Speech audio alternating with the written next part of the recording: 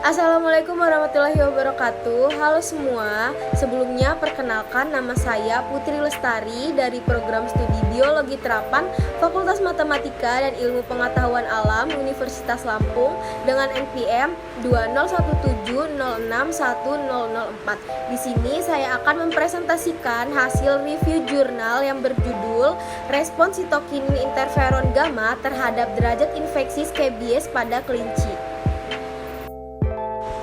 Berikut ini adalah acuan jurnal penelitian yang saya pakai. Adapun tujuan dari penelitian ini yaitu untuk mengetahui peran sitokinin IFNY pada proses peradangan akibat derajat infeksi Scabies pada kelinci. Selanjutnya pendahuluan. Tapi sebelum masuk ke pendahuluan, saya ingin menjelaskan sedikit tentang Scabies pada kelinci. Jadi, Scabies pada kelinci merupakan penyakit menular yang diderita oleh kelinci yang disebabkan oleh tungau Sarcoptes scabies. Pada umumnya, kelinci yang menderita penyakit ini memiliki ciri-ciri seperti gatal-gatal, bulu rontok, dan kerusakan pada kulit. Adapun latar belakang dari penelitian ini yaitu Scabies merupakan penyakit yang banyak menyerang hewan ternak, bahkan bisa menyerang manusia.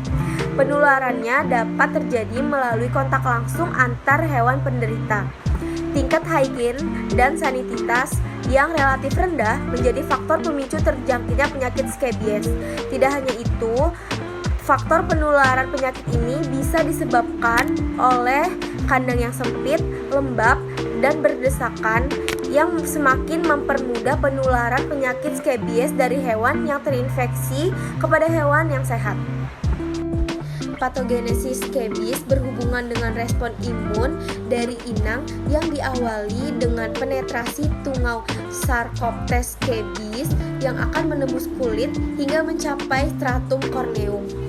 Stratum corneum tersebut kemudian menghisap cairan getah bening dan mereduksi sel epidermis untuk kelangsungan hidupnya.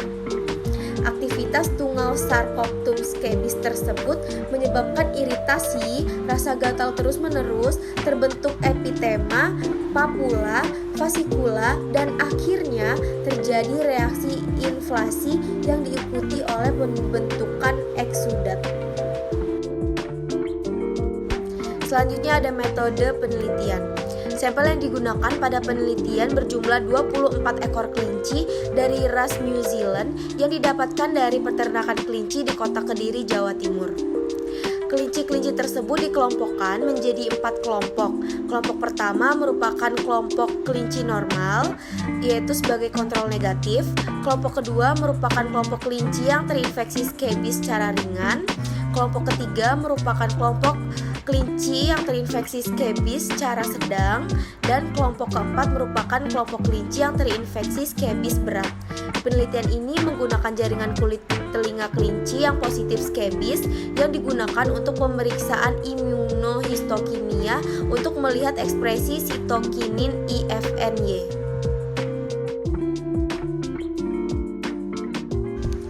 Adapun tahapan-tahapan pada metode penelitian ini yaitu yang pertama, identifikasi Sarcoptes scabies, yaitu menggunakan metode skin scattering dilakukan dengan pengerokan kulit telinga kelinci yang diduga menderita Scabies mulai dari kelinci yang terinfeksi Scabies ringan, Scabies sedang, dan Scabies berat. Hasil kerokan tersebut ditambahkan dengan larutan KOH 10% dan diletakkan pada objek gelas, kemudian ditutup dengan cover glass dan diperiksa melalui mikroskop stereo dengan perbesaran 30 kali. Selanjutnya ada tahapan yang kedua, yaitu pembuatan preparat imunohistokimia. Pembuatan preparat imunohistokimia diawali dengan merendam jaringan kulit yang telah dipotong berukuran kurang lebih 1 x 1 cm kuadrat dalam larutan fosfat buffer salin atau PBS 10% untuk fiksasi.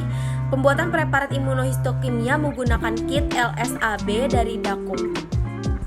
Perlu diketahui, preparat yang digunakan pada penelitian ini adalah preparat yang sudah mengalami proses deparafin. Setiap preparat dibilas menggunakan aquades dengan beberapa waktu yang berbeda tergantung larutan apa yang digunakan. Adapun larutan yang digunakan pada penelitian ini yaitu yang pertama ada 100 mikroliter triton dengan konsentrasi 1% dan FBS 2%. Yang kedua ada antibodi primer poliklonat IFN. Yang ketiga ada 100 mikroliter antibodi sekunder berupa biorinalateling. Yang keempat ada 100 mikroliter konjugat berupa streparodin. Dan yang kelima ada DAB, dan yang keenam ada Meyers hematoxylin. Tahapan yang ketiga yaitu analisis data.